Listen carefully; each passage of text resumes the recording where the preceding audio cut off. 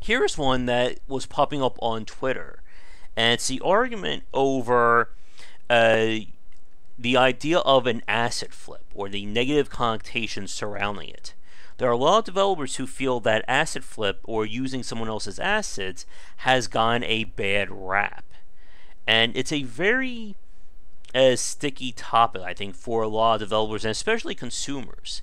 As we've talked about before, there's definitely an audience of people who outright despise any game that has Unity or is built by Unity on it, because they feel that Unity, of course, is a basically like a crap engine. But as we know, and as many of the developers who may be watching this know, it has been a part of some of the most popular indie games, maybe some of the popular AA series as well. But there's that negative stigma attached to it because people feel that it's basically used to rip off other people's games. And the term asset flip, depending upon who you talk to, means different things. So, as someone you've obviously done game producing and especially with independent developers, what do you think about the whole argument over the asset flip? Um, Honestly, I feel like it's strange because a game that would use it well, you would never know, and I Mm-hmm. feel like that's the key. I mean, there's for an indie developer to make all your assets. If you're doing a game where the engine itself isn't the art, which two of the three guys that I worked with, that was the case. They Mm-hmm. built the game from scratch, and the engine itself uh, was the art. It helped them provide their art, whether through 3D or 2D. In the case of reassembly, vector based. So there were no one could they could not buy assets for their game. It was a Mm-hmm. whole engine unto itself. Um, Now, films like modern Hollywood blockbuster films use other people's assets, stock Mm-hmm. footage. Oh, yeah. You never know it because it's so seamless. But like, you can't go out and do a quick flyover of Los Angeles or New York just because, like, just a fresh flyover that no one's ever done before. You just Mm-hmm. buy it. You just eat that cost because it's stock footage. It doesn't make the story any better. It just sets a location. Um, so it's similar in that regard, the way I consider it. But yes, there are games that's all they use. It's a game that is basically a design, and the person did not either have the ability to, or did not want to make any assets for it. And I feel like that's the thing that gets a bad rap right there, and especially if the design is not original. Mm-hmm. Like why do I always forget the name of that developer we've talked about a million times, who made a whole bunch of Slaughtering garbage? grounds. Oh, look at you. Yeah. You already know what I'm talking about. Like that, the game that I originally played of theirs was just 100% Mm-hmm. bought assets. Nothing was made, and they just threw it in the game, and it was just so. To me, it was so bad. It was just good because I could just laugh at it. It was so miserably bad. Um, but yeah, when you're looking for a good game, you're usually thinking that someone went through and they embraced it. They did everything Mm-hmm. themselves or with their team, and it never touched anyone else. And that's true, and that's good. And but these days, when you have thousands of incredibly talented artists out there and thousands of incredibly talented programmers, like, you might need to buy a plugin for Unity. You might need to buy a plugin for Mm-hmm. Unreal. Whatever you're using, you might need to buy a plugin, and that's no different than using an art asset. You're using someone else's programming Mm-hmm. to help your game out, whether it be physics engines or effects, particle effects in particular, or lighting effects. Like, um, you might need that because programming it from scratch is kind of foolish. Oh yeah. Uh, and in terms of assets, well, chances are you're going to go the route, like, the smarter way to go might be buying a pre-made 3D skeleton or something of the sort, and then you Mm-hmm. put on the actual visuals. But Mm-hmm. then again, even sometimes, like, as a solo developer who's just trying to make a game that you like, you might wind up using some generic stuff. And I feel like if you've got no money, if you got very little money and you've got very little artistic talent and you just want to make a game, sure, go for it. But don't expect to make any friends by releasing that game.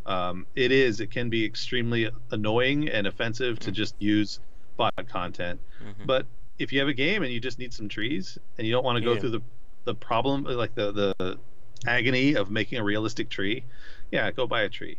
Yeah. That kind of thing can be in the background and no one's going to notice. Mm-hmm. A rock, a stone, a building, like a lot of that stuff can just be bought, and you don't have to worry about modeling the whole damn thing. Mm-hmm. So I think there's a time and a place to use all that stuff, and it is for extra, that extra environment, that extra, flavor. That if you spent time on it yourself would just waste your money and your time. Mm-hmm. Um, and yeah, exactly. But like doing a full game based on that can be foolish and not very smart unless that's the point of your game. Um, I feel like, oh gosh, why can't I remember the name of it? Oh, it's the oh, I can't remember anything about it all of a sudden. Oh jeez. Oh well, it'll occur to me. But like, yeah, mods do that, but then again, they're called mods. Mm-hmm. uh, but I feel like there's a time and a place, and usually that's to give your game depth without making it obvious that you're using someone Yeah. else's stuff. And I think that's another really good point there, all about that very wide line between how these assets are being used. On one end of the spectrum, you have major studios who basically use like a basic asset or a major independent company, and then grow or add stuff to it. So they may take like a walk cycle animation or a lighting system, but then they're going to do their own unique thing on it. They are transforming it, as the popular fair use term. But then on the Yeah. other end of the spectrum, you have developers who will just literally take, they'll take something that was like right off the Unity store, spend however much money, and just go, boop, put it in the game, and that's our major focus. And as you said, and then there's everything in between. Like you can have like pre-rendered or pre-made trees, or the sound effect of a shotgun going off in your game, and most people aren't going to care about that. But again, because of that very wide line, and the fact that so many games, like whenever we look at bad games, like, and this is one of those things we've talked about before, with kind of like that self-fulfilling prophecy in some sense, that the games that do succeed well, usually everything is working in harmony for them. Again, like I always like to go back to Darkest Dungeon. They had a really great Kickstarter because they knew how to do PR marketing. Because they knew how to do PR marketing, that helped them with getting the game. And because of that, they also knew how to do original art for it. And it just all carried forward to make a very successful title. Now, of course, does that work for every studio? Definitely no. But the games that do have those hits always seem to do everything or do majority of things right. While the games that are always mocked or heavily voted down, the ones that Jim Sterling spotlights, like once a week, they all have that same look. It's very much a very poorly made game, usually using pre-made assets, and there's just nothing here of value other than if you want quote unquote hate watch it. And then they always put up, it's developed by Unity, or it was done in Game Maker, or whatever. And then the consumer associates, oh, only crappy games are made in Unity, or only people who asset flip use Unity's engine. Yeah, and it's not like Unreal doesn't do that. It's Mm-hmm. not. It's not like you Oh, can't do all this stuff with all these popular 3D modeling or game development softwares. I mean, it's everywhere. It's really just third-party people. But one of the funniest examples that I've ever had for this, like for me personally, I played a lot of Sims 3. Like that's my casual game of choice. mm-hmm. Um, I will watch, and then I'll watch a reality TV show. Yes, I do it. I will admit to it. A lot of like cooking shows in particular. You will hear the music from Sims 3 in the background of those shows, and I've had it happen so many times. It's a little funny to me. I'm like, wait, I recognize this. Oh my god, that's from Sims 3. Like, every I don't know how that happens. like every reality show, some like all like the drama ones have like that same sound. That what's that noise that they make? That noise when something bad happens, or There's the record scratch. yeah, There's the Wilhelm scream. The Wilhelm scream that's used like almost as it's almost required in an action movie these days. mm-hmm. Yeah. So we do see those cases, and again, most people don't care about it if the rest of the quality of the product is good. But it's one of those cases where I can't think of a good analogy. Like, I know, like if you keep getting burned by something, you're not going to put your hand on a hot plate. So in this case, if you keep seeing crappy games and you see Made in Unity on the splash screen beforehand, most people automatically assume that that's the case. Now, here's a question, and for longtime fans, I need some help here. There's this crappy asset flip looking game that somebody showed me a long time ago, where it was just a pair of legs with a very like very suggestive body type, and the whole thing was like this legs just like walking and doing like platforming and splits and all kinds of crazy stuff. It was like a one name or one word title for this game, and it just looked very much like an asset flip, the whole thing, and I cannot remember it at all. But maybe somebody in chat will figure that one out. But could have been legs. Let's see. No, not a game called that. Maybe it's even been taken off by now. Who knows? But getting back to the topic, like one of the things that's become very hard though is trying to educate the consumer as to what is and what isn't an asset flip. Because speaking like Draken mentioned in chat that this only happens on Steam. We can talk about things on the mobile side as well, with many clones and games that will copy or steal assets from another studio to try and make a similar looking one. Again, big name examples like Farmville, Flappy Bird, Angry Bird too. Pick a big name mobile game, and there's probably at least a half a dozen clones that use similar looking or even just stealing those assets for their own game. Yeah, and I mean even those big name titles stole their designs from other games. As people say, it's an industry of borrowing and stealing, but it is most blatant in terms of visuals, and second in terms of audio. It's more. I feel like it's more. It happens more often on the back end of things. You know, menu systems, particle effects, like that kind of thing. I think that is way more flipped than graphics are, because the graphics are so obvious, and then the behind the scenes stuff, the engine stuff, is not as blatant. And that is a good point. It's one that a lot of the developers on Twitter were bringing up, that people will notice like a tree or, you know, how the environment in the background looks. But a lot of the stuff in terms of asset flips or copying assets happens on the back end with rigging, lighting, sound, and so on. And most people, again, don't care about that stuff because you don't really see that. You're not noticing, you know, how a ragdoll falls in one game, how it looks like it is in another one. But it's always that case of just how much information does the consumer have. Because a lot of developers really don't like a lot of the gaming YouTube channels, because they will just yell about these various topics without really explaining them, and the consumer thinks that is the law, or that's how things are supposed to go, and most likely it's not. Yeah, it is. It's just it does become easy to notice, and then you can show someone, look, this tree in this game is blatantly used again in this game, and you just have a side-by-side comparison, or this walking animation. I know working in sports games, one of the big complaints is, well, see, this animation they used is one they used in 2003. And you know, it's obvious. You just do side by side, and you can show it. And even in, like, you know, working on it, you're like, yeah, I mean, we just haven't done an updated animation, and that's just that. It is easy to showcase, and it feels sloppy, and it feels like a cheat.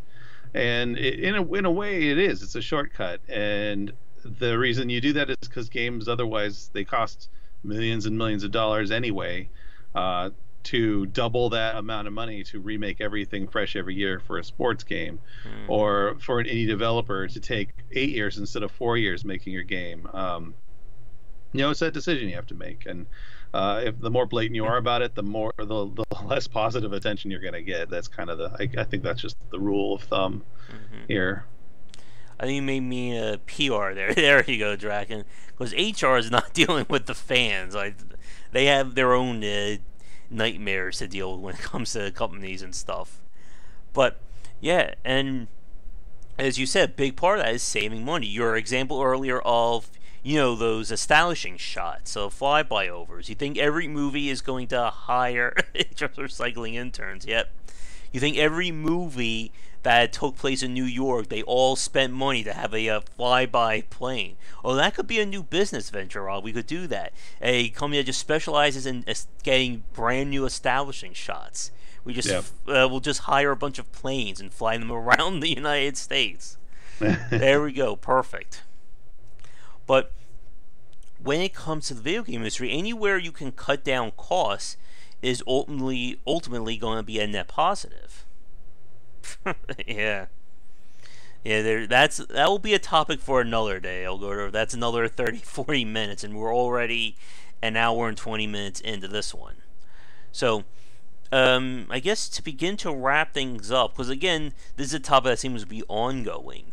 Like, for me, when I think about an asset flip in terms of the negative side, it's that bottom of the barrel. When you're not even trying to legitimately create a game, you're just trying to make something as cheaply as possible to fleece the consumer. And again, there are plenty of examples on Steam. But if your game makes use of Unity, or if you're using pre-existing assets, but you're doing something with them that's different, then I think that's fine in my book.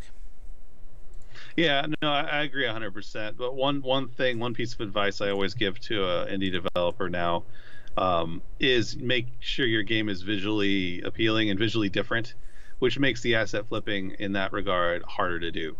But one of the ways to make your game stand out is to make it visually unique as much as possible, and then that makes it harder to grab that asset in the store. I remember when cell shading was the big thing years ago.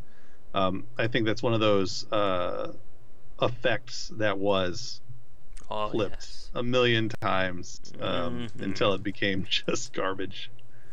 Oh yeah, cell shading. I remember that period. Like every game, or any game that had like a comic book or built out of a comic book, made use of cell shading.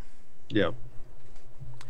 But I think with that said, let's begin to wrap things up for this week.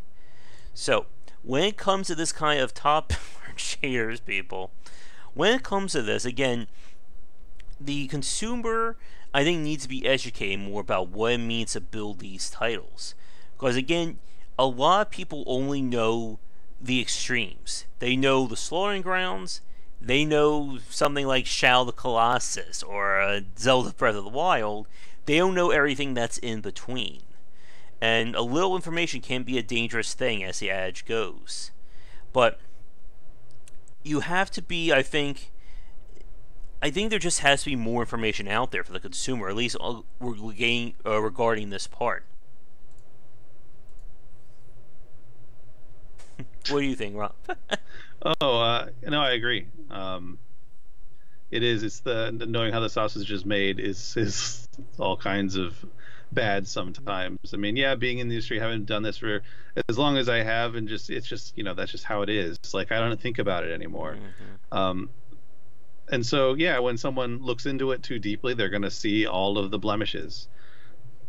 And that's where you see the bugs that are not obvious.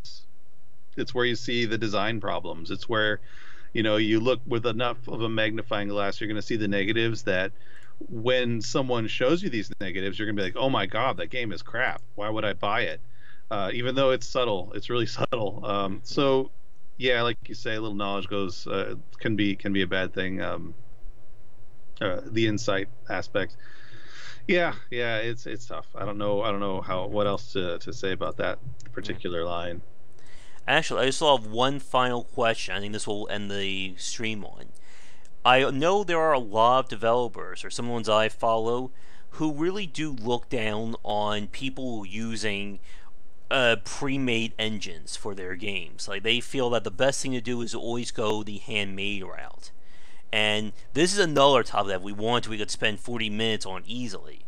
But I want to get your thoughts on that, Rob, and especially for the audience, whether watching us live or recorded right now, because it can be very polarizing. And I know if Mike was watching, I think he certainly has some thoughts on this topic. Because again, like, for some people, they feel that creating your own engine, it's kind of like a sign of you being a people can make their pitchfork sharper, covered in poison, or they could put a rag on there of a flaming pitchfork. There you go. But there are people who feel two different minds about this. Some feel that the engine, like creating your own engine, is exactly that you're basically just reinventing the wheel, or you're spending time having to craft your own tools before you actually get to making your game. Other people feel that it's a sign of being an expert, or that you have full control, and that gives you a lot more leeway, and you're able to do more with having your own engine. But there are obviously major positives and negatives to both sides of things. But what do you think about that, Rob? I mean, it is true. Making your engine showcases that you have supreme talent in programming. That's all it shows. That's all it shows. And even then, not every engine is good. So, I mean, and where does it stop? Do you make your own assembly language? Do you build your own hardware? Like, I understand the purist aspect of things, but you severely limit the amount of talent that can make a game when you say that you must make an engine from scratch. It's exactly, Jack.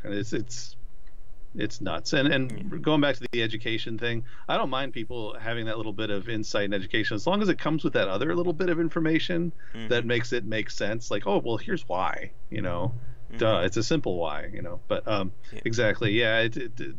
Your own engine doesn't make a good game. Exactly, yeah. It can mean you're a really good programmer, and also means that you can fix those issues a lot easier. But at the end of the day, does that make your game better? And that is a question we'll leave that to the peasants, so their pitchforks, to argue about after the stream. But again, at the end of the day, I guess to wrap up this section, the quality of the game should always be the most pressing element. Because if your game doesn't look or play well, people aren't going to buy it, regardless of how original your engine it is, or how many pre-made assets you use, or how many original assets you use. And it's up to you as a developer to weigh all this stuff together. Because again, very few people can literally do it all. Despite what some may think, there aren't as many programmer, designer, artists, coders, musicians, and script writers who can out there who have everything possible. And in some cases, even the best games have to use pre-existing assets. It shouldn't be looked down as a stigma if, your amazing game that models, 30 kilometers of who knows where uses pre-made trees that was used in another game or something like that. Yeah, I think that's it in a nutshell. But with that said, we've certainly gone on, I think, long enough for this week's stream, so let's end things here. Rob, it's great to have you back on. Hopefully you're feeling well for next week's chat. I hope so. I'm taking special care to make sure I get all the rest I need after my brutal Saturday schedule. So, and as we were talking about, hopefully once the league ends in August, you'll be able to have some good old R&R after that. Yeah, probably. And it's not, the league doesn't take up all my time during the week. I mean, most of it. It's mostly my job now. There's like 2 people whose job is that full time, but like once that goes, I have my weekends back is what it means. It means I have my Saturdays back. So we could have a whole argument about gamers in general, Draken, but we'll say that for another time there. That's another hour. Yeah. But for those of you who've been watching this either live or recorded, thank you so much for tuning in. If you'd like to watch this completely ad-free and uncut, be sure to check out patreon.com/gwbycer. VIP supporters will get access to that. And we'll be back next Sunday around 3:30 EST for another chat. And Rob, I'm assuming you haven't had a chance to do any more streaming, but you still have your channel Indie Voyage Rob, right? I do. I basically these days I just put a ton of clips from the 2K League on there. Just a ton of clips. So. All right. Well, as Elgar says, I'll be back later tonight. We'll see if we can get done Half-Life 2 for our classic game stream. And this week coming up, I may be doing some temporary work, just boring data entry, but I'll be gone for 2 days. But it'll earn a little bit of money, and then I'll be back for more game discussions. So, have a great rest of the sunny afternoon, or for whenever you guys are watching this recorded. And check back for more daily discussions on game design here, and on Game Wisdom, where we examine the art and science of games. Until next time, have a great day.